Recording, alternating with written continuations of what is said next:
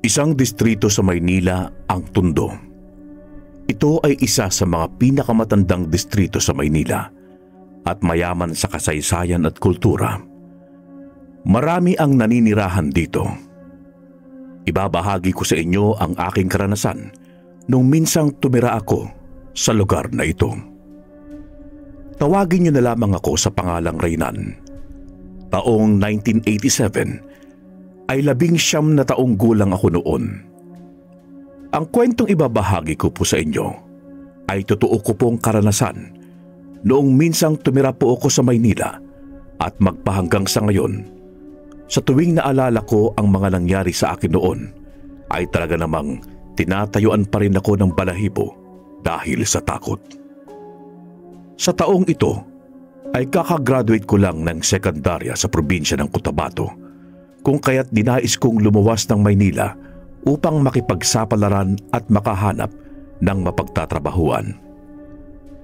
Bata pa lang ako ay pinangarap ko na ang makapunta ng Maynila dahil sa ito ang kadalasang pinapangarap ng mga tao dahil ayon sa kanila, masaya ang Maynila dahil bukod sa maraming tao ay marami ring pwedeng mapapasukang trabaho. Madali lang daw ang perang hanapin, basta ba't masipag ka lang. Kung kaya sa tuwing may taga sa amin na umuuwi galing ng Maynila, talagang iba ang tingin ng mga taga amin. Para kasi sa amin, pag galing ka ng Maynila, yayamanin ka, lalo na kung marami kang dalang pasalubong at mga alak. Paano po kasi? Inaasahan na kaagad ng mga tao na marami kang pera dahil syempre sa Maynila ka nang galing, kaya naman anli inuman at magdamagang tagay.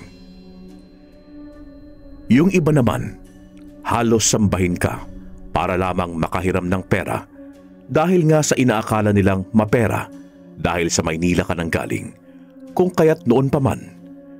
Naging interesado na ako na pagkatapos ko makapag-aral ng sekundarya ay tutungo ako ng Maynila upang magtrabaho. Medyo malayo po kami sa bayan dahil nakatira po kami malapit sa dagat kung saan walang palengke at mga mall. Tanging maliit lang na tindahan ang mabibilhan ng mga pangangailangan tulad ng asin, asukal at iba pa. Subalit dahil sa malayo kami sa lungsod, kung kaya't bibihira lang kaming makatikim ng karne at makabili ng mga bagong damit at sapatos, kung kaya't sa tuwing may taga-amin na umuuwi galing na Maynila ay nabibigyan kami ng mga pasalubong, ay labis na namin itong ipinagpapasalamat. Isang araw, umuwi ang kuya ng kaibigan kong si Miguel galing ng Maynila. Ayon sa kaibigan ko, nagbakasyon lang ito ng 1 linggo at babalik din kaagad dahil sa yun lamang ang ibinigay na bakasyon sa kuya niya. Pre, ito, para sa'yo. Uy, salamat pre. Ano pala ito? Damit yan pre. Pasalubong ni kuya. Dalawa naman ang sa akin kaya tig-isa tayo. Hey, salamat pre ha. Kakahiya naman. Pero hindi ko na ito tatanggihan pa. Alam mo na, minsan lang dumating ang ganitong pagkakataon. Wala yun pre. Alam mo namang best friend kita. At syempre, parang kapatid na rin ang turing ko sa'yo. Siya nga pala, may biskwit pala ako para sa'yo. Sadali lang ha, kukunin ko na rin. Bumalik naman si Miguel sa loob ng kanilang bahay, kung kaya matyaga akong naghintay sa labas. Dahil sa nahihiya na rin akong pumasok sa loob ng bahay nila, gawa ng marami silang mga kamag-anak na nasa loob ng bahay at iba pang mga kababaryo namin. Kung sa bagay, hindi na bago para sa amin na sa tuwing may umuuwing galing Maynila ay pinagkakaguluhan dahil sa pagbabakasakali na maambunan kahit na papaano. Maya-maya pa ay muling lumabas si Miguel. Bitbit ang isang plastic na biskwit at mga tsokolate. Bukod doon ay nakita ko ring may dala siyang isang bagong relo. Uy, pre! Bakit di ka pumasok kanina sa loob habang hinihintay mo ako? Hindi na pre. Nahihiya kasi ako sa dami ng tao sa loob ng bahay ninyo eh. Kaya nga pre, ganun talaga dahil alam mo na, may bagong dating galing sa Maynila. Oh, ito pala para sa'yo pare. Salamat dito pre ah. Siya nga pala, grabe naman ito pre, nakakahiya na. Wala yun pre, alam mo namang hindi ka na iba sa akin eh. Oo nga pala, mamayang 6:00 ng hapon, susundin kita sa inyo. Dahil alam mo na, may kaunting salo-salo at inuman ha. Sige pre, basta sunduin mo ako ha, para naman hindi ako mahiya mamaya. Pagkatapos kong magpasalamat sa kaibigan ko, ay umuwi na nga ako sa bahay upang maibigay na rin sa mga kapatid ko ang dala kong biskwit at mga tsokolate. Pagkapasok ko sa bahay, ay kaagad namang nakita ng mga kapatid ko ang dala kong biskwit at mga tsokolate, kung kaya't kaagad na pinag-aagawan. Natuwa naman ako dahil sa nakita ko sa kanila ang sobrang saya dahil sa aking mga pagkaing dinala. Subalit sa kabilang banda ay naaawa ako sa mga kapatid ko dahil sa minsanan lang sila nakakain ng mga ganon. Dahil sa awa kong naramdaman ay mas dinais ko pa na makipagsapalaran din sa Maynila upang maibigay ko rin sa mga magulang at mga kapatid ko ang mga masasarap na pagkain maging ng mga bagong damit. Kung sa bagay, ilang buwan na lang ay magtatapos na ako sa sekundarya, kung kaya't saktong-sakto na manghihingi ako ng tulong sa kuya ng kaibigan ko mamaya sa inuman. Hindi naman ako masyadong mahihirapan kausapin yon dahil bukod sa kilala ko nito ay naging kabarkada ko rin ito dati, lalo na sa paglalaro ng basketball. Medyo malayo-layo pa naman ang oras, kung kaya't ibinaling ko na muna sa mga gawain ko ang aking sarili. Nangahoy at nag-igib na muna ako ng tubig para naman wala nang dahilan pa para hindi ako payagan nila inay at itay dahil sa nagawa ko na ang aking trabaho. Habang pasan-pasan ko ang isang malaking bigkis ng kahoy ay napaisip ako. Siguro naman kung sakasakaling nasa Maynila na ako, hindi naman ako mahirapan sa pagtatrabaho dahil sanay naman na ako sa mabibigat na trabaho. Basta't palagi ko nalang isipin na para sa pamilya ko ang lahat ng aking gagawin upang kahit papaano ay mairaos ko sila sa kahirapan. 5:00 pa lang ay nakaligo at nakapaghanda na ako sa pagsundo sa akin ni Miguel. Excited na ako na sunduin niya, hindi dahil sa inuman, kundi sa pakikipag-usap sa kuya nito at paghingi ng tulong na maipasok rin sa pinagtatrabahuan nito. Habang hinihintay ko ang pagdating ng kaibigan ko, ay abala naman ako sa pagsusuklay ng buhok ko sa harap ng salamin habang walang tigil sa kakangiti, kung kaya't hindi ko napansin na kanina pa pala ako tinitignan ng kapatid ko. At napansin ko na lang ito nang bigla itong magsalita. Uy kuya, kanina ka pa pong humingiti na mag-isa. Okay ka lang? Hayaan mo na lang ako bunso, dahil masaya lang si kuya. Alam mo bang, pag nakapamaynila na ako, lahat ng gusto mo, mabibili na ni kuya. Talaga po kuya? Kaya pala kuya. Sige po, ipagpatuloy mo pa ang pagharap sa salamin at pagngiti. Tapos, kausapin mo na rin para siguradong sigurado na kapag nakapunta na po kayo ng Maynila. Ay, lokong bata ito ah. Hindi ito salamin ang ibig kong sabihin na tutulong sa akin, kundi ang kuya ni Miguel, yung kaibigan ko. Ay, akala ko po yung salamin eh. Sige po kuya, naglalaro na muna ako sa labas. Kaagad namang tumakbo papalabas ang kapatid ko, kung kaya't ipinagpatuloy ko na lang ang pagsusuklay ng aking buhok. Maya-maya pa ay dumating na nga si Miguel, kung kaya't nagpaalam na ako kila inay na pupunta muna ako sa bahay nila Miguel. Habang nasa daan kami ay hindi ko na matiis na alamin ang trabaho ng kuya ni Miguel, kung kaya't tinanong ko na ito nang sa ganon ay may ideya ako sa trabaho ng kanyang kuya. Miguel, ano palang trabaho ng kuya mo sa Maynila? Sa pagkakaalam ko pre, SM daw siya nagtatrabaho. Ibig sabihin pala pre, bukod sa nasa aircon na ng trabaho ng kuya mo, medyo magaan lang din ang trabaho niya? Oo pre, kasi sales lang daw ang ginagawa niya. Maganda pala pre. Bakit mo na itanong pre? Interesado ka rin magtrabaho sa Maynila ano? Oo sana pare. Kaya nga kung okay lang sa inyo magpapatulong din sana ako na makapasok ng trabaho doon. Walang problema pre, ako bahala sa'yo. Sige mamaya, kausapin natin si kuya. Salamat pre ah.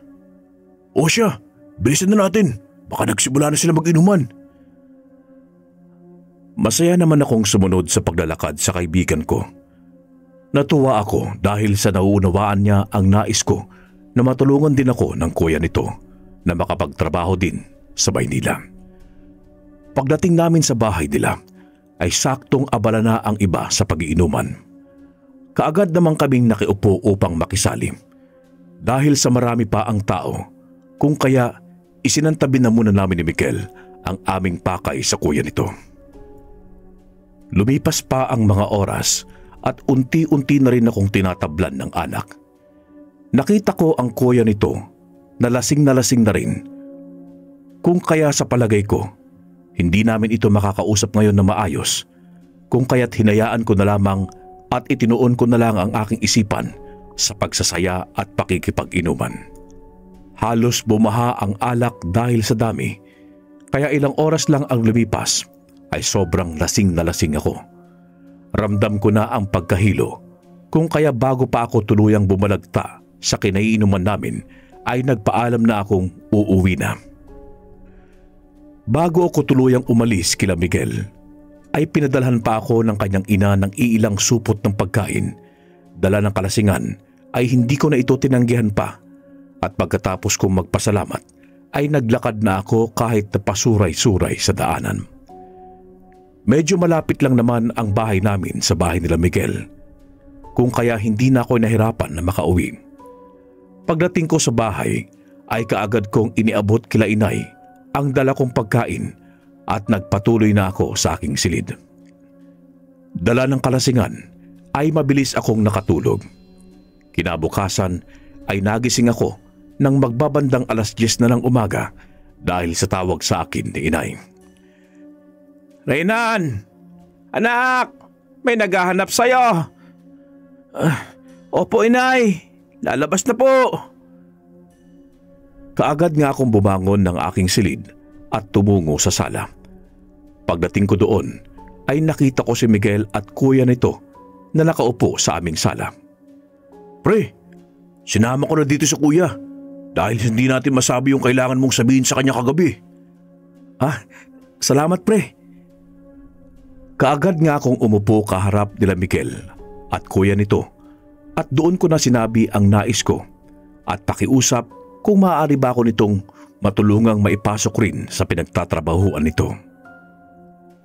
Kung trabaho ang hanap mo, saktong-sakto dahil hiring pa sa amin kung kaya't pwede kitang irekomenda sa coordinator ko. Talaga? Swerte ko pala at saktong bakante sa kumpanya nyo. Kailan mo babalak pumunta ng Maynila? Sa susunod na buwan, pagkatapos ng graduation namin ni Miguel. Sige, tamang-tama rin. Uuwi ako sa graduation ni Miguel kaya isasabay na kita pabalik. Kaso, bukod sa trabaho, problema ko rin ang matitiran at pamasahe ko Kung pamasahe yung problema mo pre, sagot ko na. Regalo ko na lang din sa graduation natin. At kung titiran mo naman, walang problema kay kuya. Nagkausap na kami kanina tungkol dyan. Talaga? Maraming salamat sa inyong magkapatid ang bait nyo. Wala yun Reynan. Alam ko namang best friend ka ng kapatid ko. Siyempre, kilala din kita. Kaso, may konting problema. Baka di mo ba gusto ng tinitiran ko dun?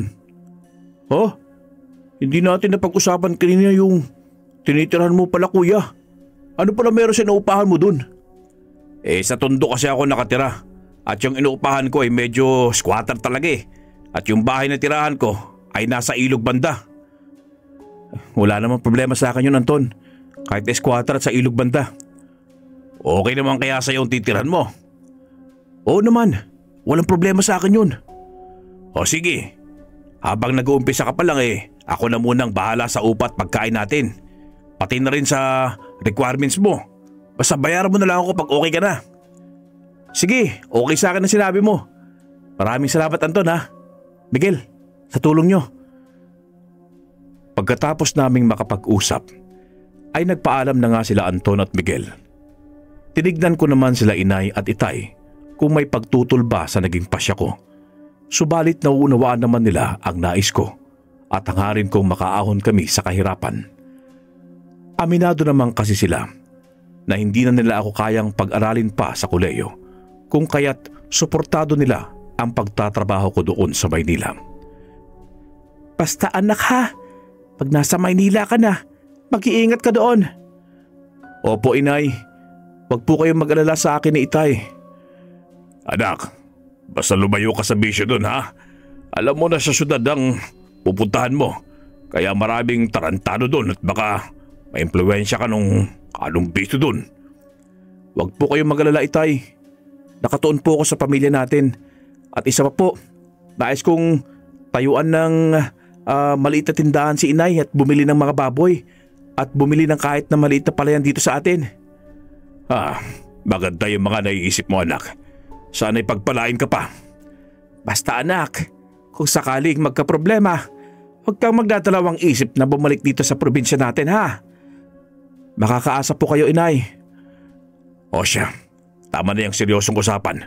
Kumain na muna tayo at kailangan ko pang pumunta ng bukid.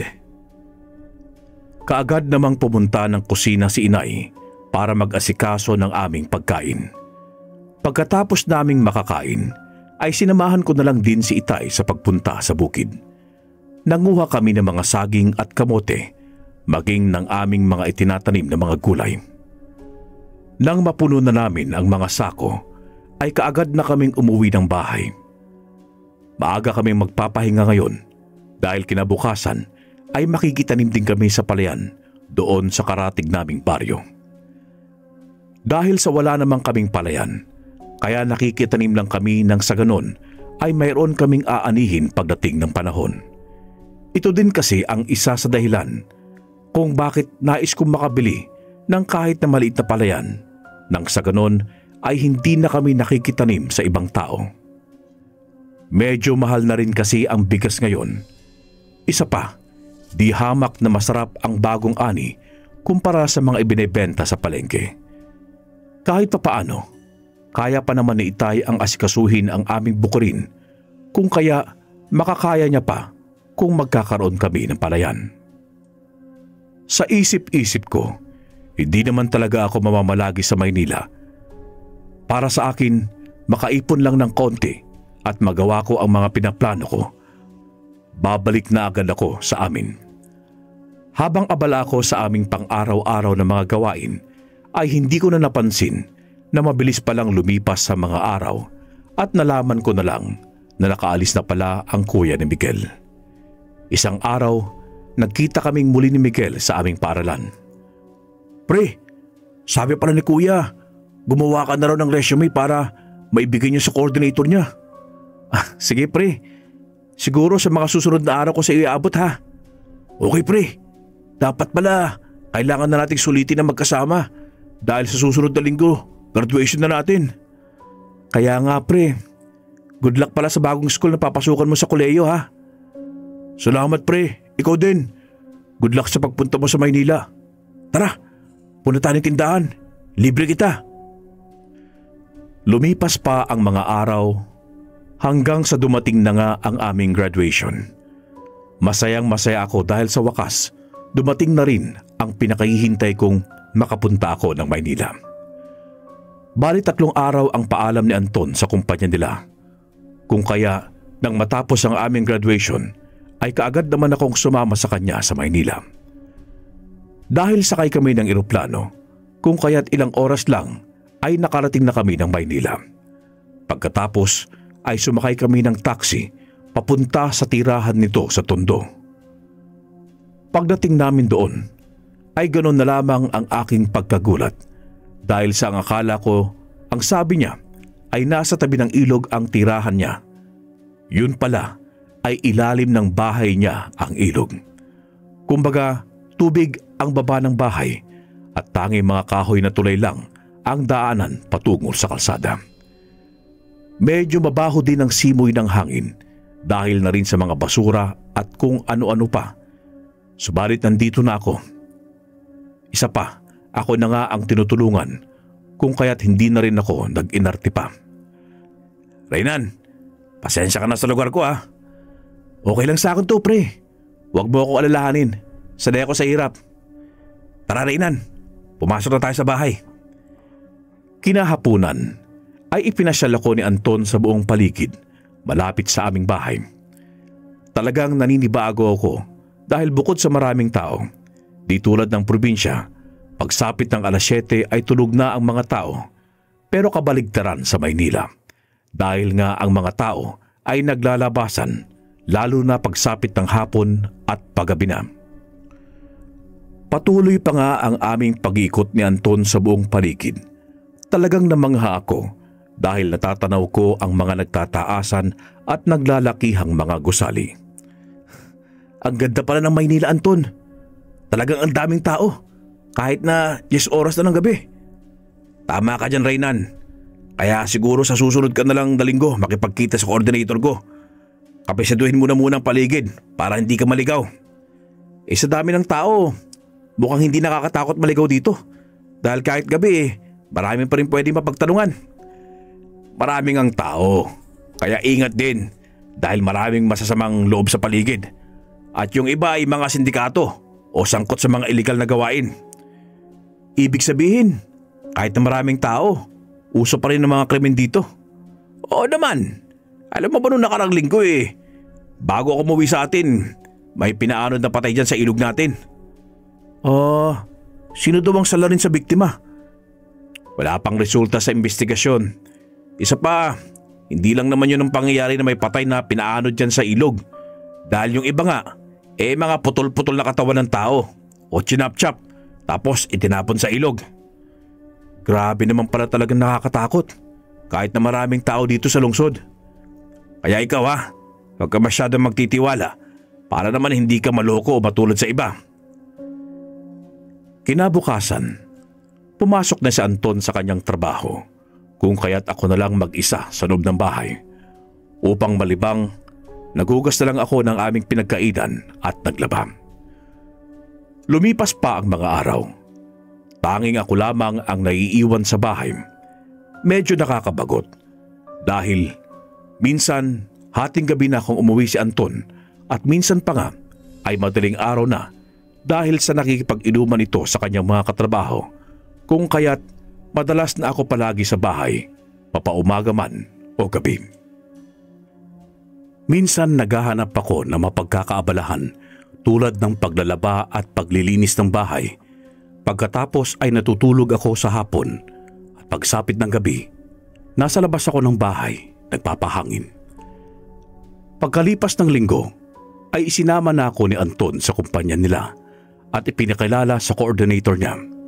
Pagkatapos ay sumailalim ako ng interview at exam at biningan ng mga requirements.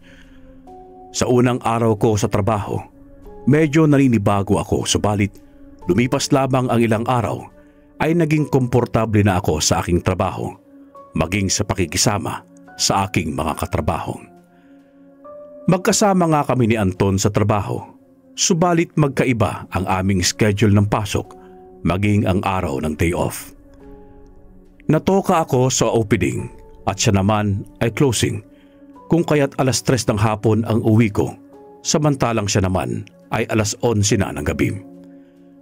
Dahil sa may araw pa naman ang uwi ko, kung kaya't nagagawa ko pa ang maglaba at magluto sa hapon at pagsapit ng gabi, sa labas ako ng bahay tumatambay upang magpahangin. Nasa squatter nga kami at nasa ilog ang bahay namin, kung kaya't medyo madilim ang paligid. Pero wala namang problema sa akin dahil mas komportable pa ako na madilim at walang mga tao para naman mas makapagpahinga ako. Hanggang isang gabi, habang nagtatambay ako sa labas ng bahay, ay may nakita akong mga kalalakihan na nakaitim at lahat sila ay nakatalukbong, kung kaya mahirap silang makilala kung sino. Ang akala ko'y nagiinuman lang doon, subalit maya-maya ay may binuhat ang dalawa na isang sako at pinagtulungan itong buhatin. Pagkatapos ay binuksan ang sako at tumambad sa aking paningin ang isang dalaga na nakatali ang mga kamay at paa at may tali din ang bibig upang hindi makasigaw. Maya-maya pa, nang mailabas na sa sako ang babae, ay inihiga sa lamesa pagkatapos ay hinuparan. Ganon na lamang ang pagpupumiglas ng babae, habang yung 5 kalalakihan ay sobra ang lakas ng tawanan at tila mas natutuwa pa sa kanilang mga ginagawa. Pagkatapos mahubaran ng saplot ang babae, ay hinawakan ang magkaparehong kamay at paa ng 4 na kalalakihan at yung isa naman ay walang sawa sa pag-angkin sa dalaga. Nang mga sandaling yon ay tumago na ako sa medyo sulok ng aming bahay kung saan ako nakaupo kanina. Rinig na rinig ko ang pagmamakaawa ng dalaga habang walang awang hinahalay ng mga kalalakihan. Kitang-kita ko na pinagpapalit-palitan ng mga kalalakihan hanggang sa magsawa sa panggagahasa sa dalaga. Alam kong lango sa pinagbabawal na gamot ang 5 kalalakihan dahil pagkatapos nilang gahasain ng dalaga ay tumira pa uli ito ng droga. Nang matapos sila sa ginawa nilang pagdodroga habang walang malay ang dalaga, ay napag-usapan ng mga ito ang gagawin sa kanilang biktima. Narinig ko pa na sinabi ng isa na itapon nila sa ilog ang dalaga habang walang malay, subalit tumanggi ang iba at sinabing baka makapagsumbong pa, kung kaya't nakita ko na tumayo sa kinaupuan ang kanilang leader at walang ano-ano ay kumuha ito ng itak at walang humpay na tinaga ang biktima. Malamang dahil sa pagkalangon nito sa droga, kung kaya't sobra itong naging agresibo sa ginagawa at di mo makikitaan ng kahit kaunting awa sa sarili. Sa walang tigil nito sa kakaitak sa biktima, ay halos na chop-chop nito ang buong katawan ng biktima.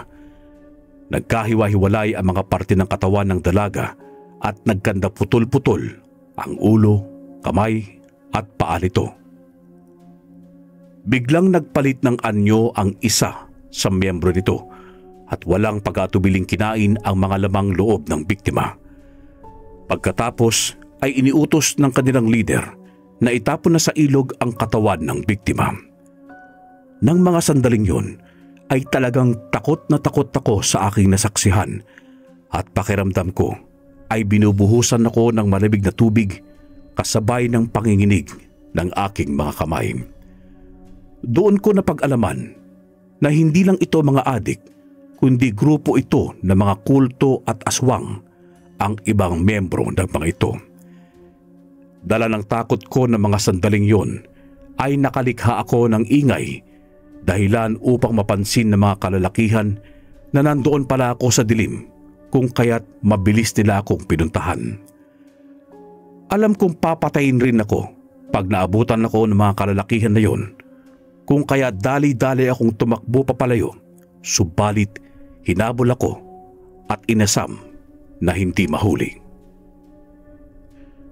Sumuot ako sa mga kabahayan at nagtago sa mga sulok, subalit patuloy pa rin ang paghahabol sa akin at paghahanap, kung kaya upang tuluyang makaligtas sa tiyak na panganib ay tanging pagharap ko at paglaban sa mga kalalakihan ang aking naiisip. Magkahiwalay ang mga ito sa paghahanap sa akin, kung kaya magandang pagkakataon ito sa akin upang lusubin ng paisa-isa ang mga kalaban. Pagdaan ng dalawa ay walang awa kong pinalo ng hawak kong kahoy, dahilan upang mabuwal at mawalan ng malay. Pagkatapos ay tumakbo na naman ako sa kabilang direksyon upang mapansin ng iba na nandun ako. Nakita ito ng 3, kung kaya't mabilis na tumungo ito sa kinaroroonan ko. Subalit pagdating ng isa ay walang pag-aatubiling pinalo ko rin ito, dahilan upang mabuwal ito sa aking harapan. Nang makita ng 2 pa ang nangyari sa kanilang kasama, ay tumakbo ito papalayo upang makatakas. Dahil sa aking ginawa, nakulong ang 3 sospek, subalit nakatago ang leader at ang kasama nito. Dahil sa pagtatago ng 2 ay ipinagpatuloy ko na lang ang aking trabaho, subalit hindi ko akalain na magpaparamdam pa palang muli ang babaeng biniktima ng mga kalalakihan. Lumipas pa ang mga araw. Maayos naman at walang problema. Subalit pagkalipas ng 1 linggo ay may tila nagpaparamdam sa akin, lalo na sa tuwing sumasapit ang gabi. Akala ko'y guni-guni ko lamang hanggang sa isang araw nagsalita na rin sa akin si Anton na mayroon din daw nagpaparamdam sa kanya tuwing gabi. Alam mo, Reynan, sa tuwing nasa kasarapan na ako ng pagtulog, may kung anong bagay ang nanggugulo sa pagtulog ko eh. Bakit pre? Ano bang ginagawa sa'yo? Di ba sa higaan natin may maliit na butas sa sahig? May daga yata pumapasok tapos ginugulo ang buhok ko eh. Baka nga daga pre. Parang hindi eh. Kasi parang akong sinasabunutan. Ganon din ako pare. Mabuti pa siguro mamayang gabi, alamin natin. Kinagabihan ay maaga naming binantayan ang kung anong nagpaparamdam. Umakto pa rin kami ng normal at nahiga hanggang sa bago maghating gabi ay nagparamdam na nga ang kung sinong nilalang. Naramdaman ko na parang may nangingiliti sa bandang uluhan ko kung saan nandoon ang butas ng sahig. Kinalabit ko si Anton upang ipaalam sa kanya na nagumpisa nang magparamdam ang nilalang. Maya-maya pa ay napasigaw si Anton dahil sa lakas ng pagsabunot sa kanya ng nilalang. Reynan, buksan mo ang ilaw. Nahawakan ko ang nilalang sa kamay. Kaagad naman akong bumangon at dali-dali kong pinasindi ang ilaw. Pagbukas ko ng ilaw ay nakita kong hawak nga ni Anton ang kamay ng tao. Kaagad akong tumulong sa paghawak upang hilahin pa ang kamay na nasa butas. Ganoon na lamang ang pagkagulat namin nang putol na kamay ng babae ang aming mahila. Sa lakas ng paghila namin ay napatilapon ito sa dingding ng bahay. Pagkabagsak ng kamay ay gumalaw pa ito at tila naghahanap ng malalabasan. Matagumpay naman itong nakahanap ng butas at walang pag-atubiling tumalon sa tubig. Sobra ang takot namin ni Anton at halos hindi kami makapaniwala sa aming nasaksihan ng gabing yun. Akala ko'y hindi na muling magpaparamdam ang nilalang na yun, subalit habang lumilipas pa ang araw ay mas tumitindi pa ang pagpaparamdam ng babae sa akin na kahit na umaga ay minumulto ako at naririnig ko ang pag-iyak na humihingi ng tulong. Dahil sa panggugulo ng multo at pagpaparamdam ay halos mawalan ako ng bait, kung kaya pati pagtatrabaho ko ay naapektuhan dahil sa babaeng yun. Hindi na rin ako makausap ng maayos dahil parehong bumabagabag sa akin ang babaeng multo, maging ang takot na balikan ako ng 2 pang kalalakihan na sangkot sa pagpatay, kung kaya mas dinais ko na lang ang umuwi sa aming probinsya. Dahil sa aking ginawa, ay hindi na muling nagparamdam ang babae hanggang sa nagkaroon na ako ng asawa at mga anak. Subalit may mga panahon na bumabalik sa aking alaala ang krimen ng gabing yun, maging ang pagpaparamdam ng babae at ang kanyang putol na kamay. Wakas.